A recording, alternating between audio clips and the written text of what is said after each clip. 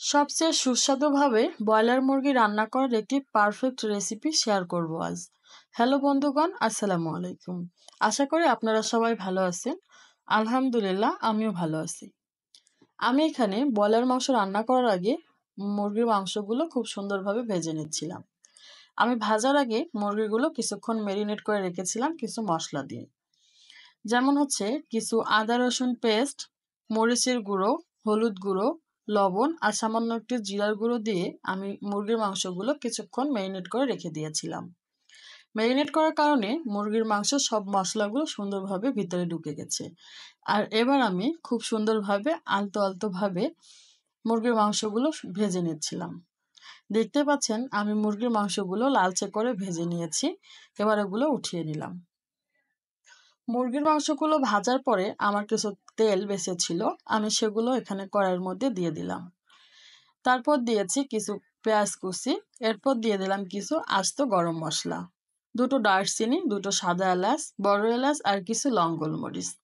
এবার সবগুলো মশলার সঙ্গে পেঁয়াজটাকে খুব ভালোভাবে আমি অনবরত নেড়েচেড়ে ভেজে নিব, যাতে পেঁয়াজের একটা কাঁচা গন্ধ থাকে ওটা চলে যায়। আমি মশলাগুলো আগে থেকেই কিছুক্ষণের জন্য ভিজিয়ে রেখেছিলাম। আর মশলা কিন্তু গুঁড়ো মশলাগুলো রান্নার আগে অবশ্যই ট্রাই করবেন কিছুক্ষণের জন্য ভিজিয়ে রাখার।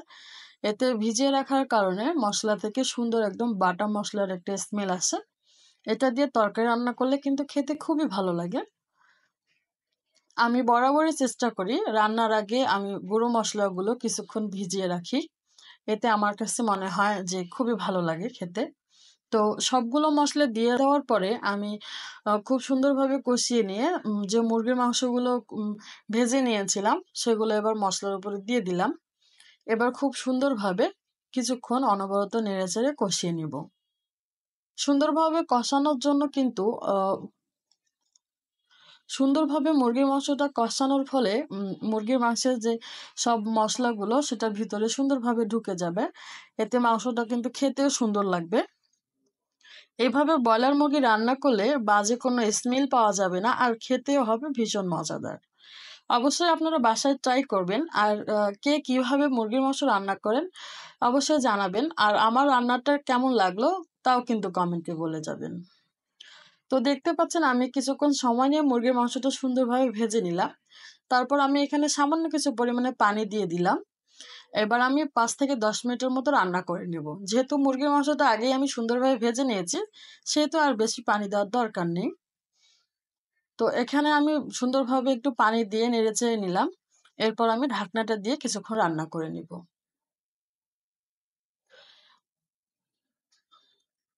দেখতে পাচ্ছেন কত সুন্দর হয়েছে মুরগির মাংসটা।